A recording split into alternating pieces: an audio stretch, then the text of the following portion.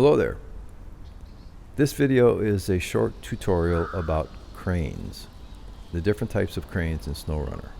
I managed to gather a lot of them, probably most of them, and we're going to start with the least powerful crane and go up the scale. This is the IM50 crane, the blue one, and it's the least powerful of the small cranes. Then, much more powerful actually is the yellow one, which is the LC 3.8. These are available on many different trucks. This is the KR58 Bandit, and it's a unique truck. You'll find that in the game Expeditions it's used a lot.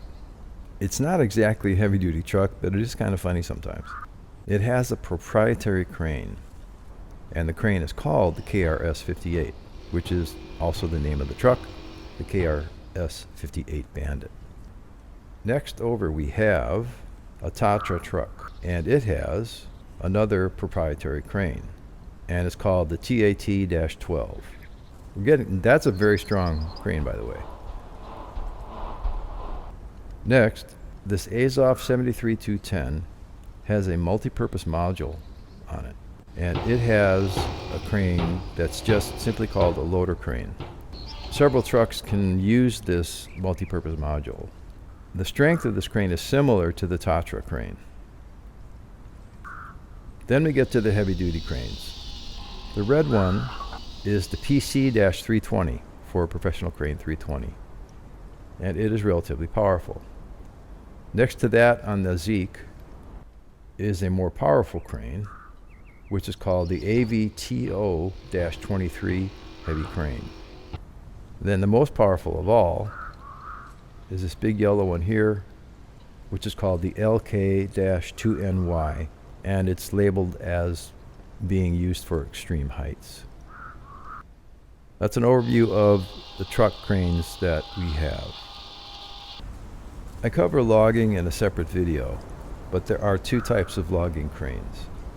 The first one that we're looking at right here is called the LP-4, and that's available on a lot of different trucks. The other type of logging crane is on the Aramatsu, and it's just called the log lifter crane, and it's only available on the Aramatsu. It's kind of an unusual crane, and I do talk about it in the other video. When I first started playing this game, I used this Taiga an awful lot. It's a really good truck, but it has the weakest crane, the IM50. Now, the IM50 crane is perfectly capable of taking care of some items that aren't particularly heavy. For example, we've got some wooden planks up here.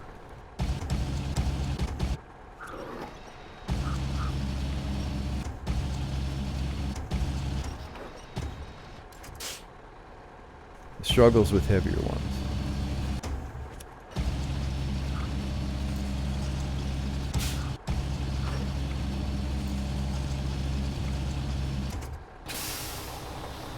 Now we move on to the LC 3.8 crane.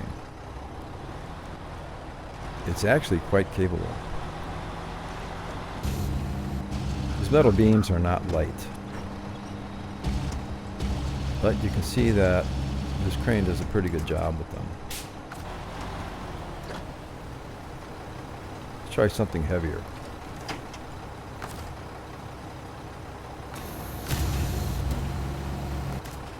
One of the heavier items in the game is the oversized cargo.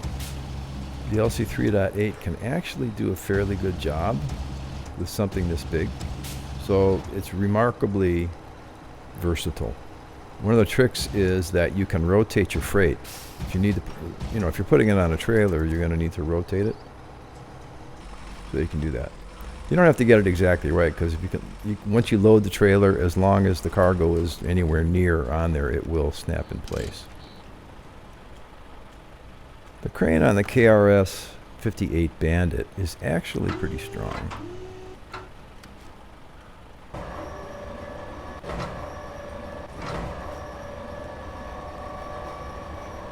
We'll try and load these concrete slabs into the truck.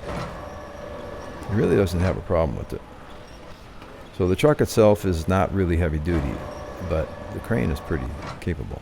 I'll show you what I meant about not having to get the cargo exactly right.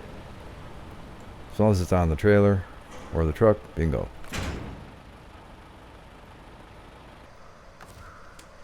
Now let's take a look at the TAT-12 crane.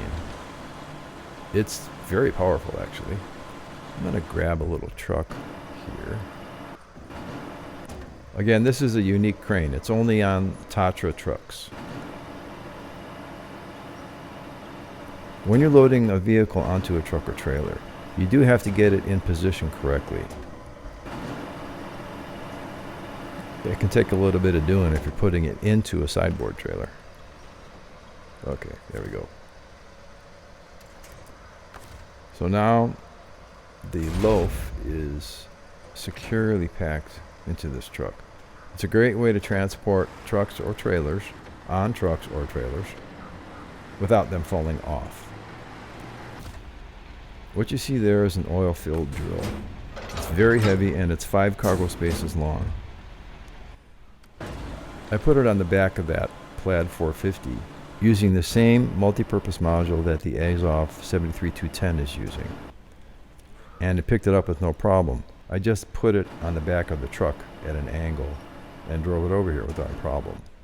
And when you're transporting something like this that you don't really have locked down properly, a trick is to lower the end of the crane onto it, tighten up the winch, and then you can drive around and it will stay in place for the most part. Now let's try the PC320 crane.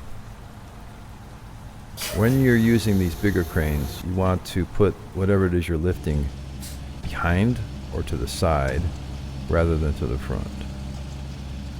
I'm going to try and get this cargo unit and move it to a different trailer.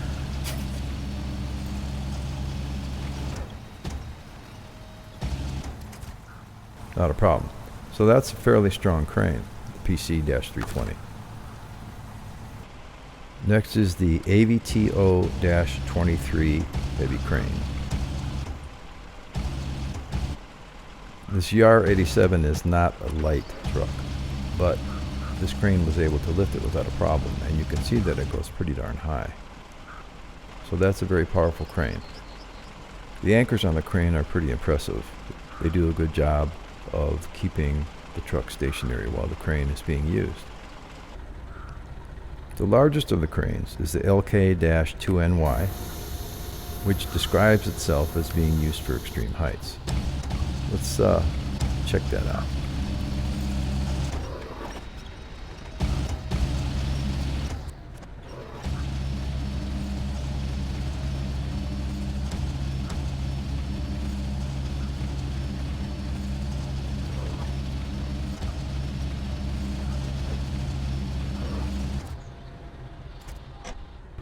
Well, it got that truck up to the roof of the building.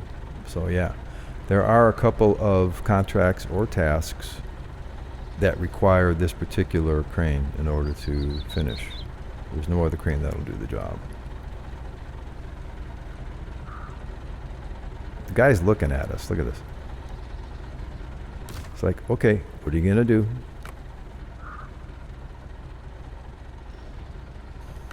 The anchor on this crane is truly awesome. Sometimes you have to be careful about where you're positioning the crane because you may put one of the anchors over the edge of something. But this is really an awesome crane. So that's an overview of all the cranes that are used in SnowRunner. If I missed something, please let me know in the comments. But I think I got them all. I hope you enjoyed this tutorial, and thanks for watching.